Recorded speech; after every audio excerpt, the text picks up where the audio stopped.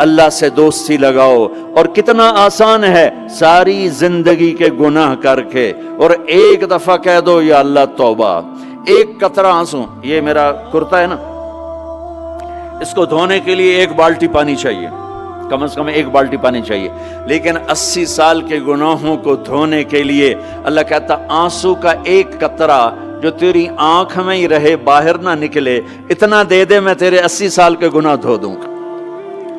ایک آدمی کہتا ہے جی مجھے تو رونا ہی نہیں آتا، کئی لوگ ملتے ہیں کہ جی مجھے تو رونا ہی نہیں آتا، تو میں کہتا ہوں ہائے کر سکتے ہو؟ کہا جی ہائے کر سکتے، میں کہا یوں کہہ دے ہائے میرے اللہ مجھے معاف کر دے، تو تیری ہائے تیرے 1000 سال کے گناہ دھو دے گی، تیرے کروڑ سال کے گناہ دھو دے گی۔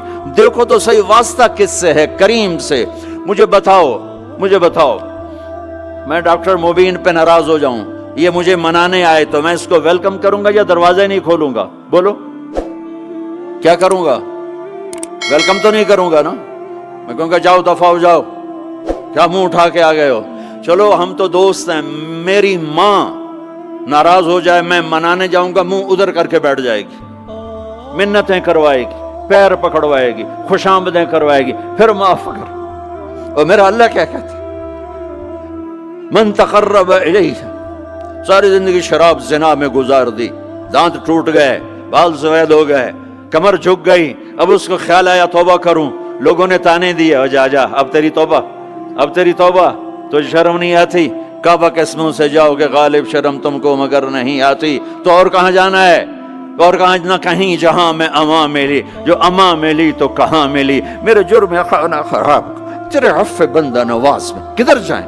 ایک ہی تو جگہ ہے، 900 چوہے کھا کے بلی حج کو چلی، تو حج پہ ہی تو جانا ہے، اور کہاں جانا ہے؟ کہاں جہاں معافی ملتی ہے وہاں جانا ہے۔ تم میں اتنے گناہ کریں کہ ایک ایک بال گناہوں میں جکڑا جائے، اور پھر ہم جا رہے ہیں، کہاں جا رہے ہو؟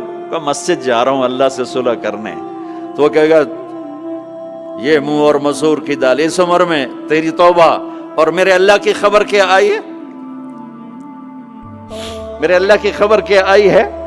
من تقرب الی تلقیتہ من بعید، جو مجھے منانے آتا ہے میں پہلے کھڑا ہو کر اس کا استقبال کرتا ہوں۔ آ جا تیرے ہیں تو مینوں اڈیکا ہیں، تو کدے آؤں ہن تائیں کتھے آؤں؟ آ جا میرا بندہ، تیرے واسطے تو میرے دروازے کھلے ہوئے ہیں، کدے نکل گیا ہوں، کتھے ٹر گیا ہوں، کہاں چلے گئے تھے؟ تلقیتہ من بعید۔ کوئی ہے بتاؤ، کوئی ہے ایسا؟ کوئی دوست، کوئی بھائی، کوئی بیٹا، کوئی ماں، کوئی بیگم، کوئی خاوند، کوئی باپ، کوئی حکمران کہ تم روٹھے کو منانے جاؤ اور کہے ویلکم، مرحبا، اور وہ جس کو کسی کی ضرورت نہیں، نبیوں کا محتاج نہیں، کسی کے سجدوں کا محتاج نہیں، فرشتوں کا محتاج نہیں، اس کو منانے جو اس کو تو ضرورت ہی کوئی نہیں ہے، پھر کیوں میرا استقبال کرتا ہے؟ ترمذی کی روایت ہے، بنی اسرائیل میں ایک نوجوان تھا کفل، روزانہ نئی لڑکی اپنے کمرے میں لاتا تھا، شراب اور لڑکی اس کی زندگی تھی۔ ایک رات ایک لڑکی کو لے کر آیا، 60 دینار پاکستان کا 12 لاکھ روپیہ بنتا ہے، اور آپ کا 1 لاکھ بنتا ہے۔ 1 لاکھ رینڈ دے کر وہ ایک لڑکی کو لے کر آتا ہے، جب کمرہ بند کیا تو دیکھا وہ لڑکی رو رہی تھی، تو کفل کہتا ہے میں زبردستی تو نہیں لے کر آیا، ڈیل کر کے لایا ہوں۔ تو وہ روتے بولی کفل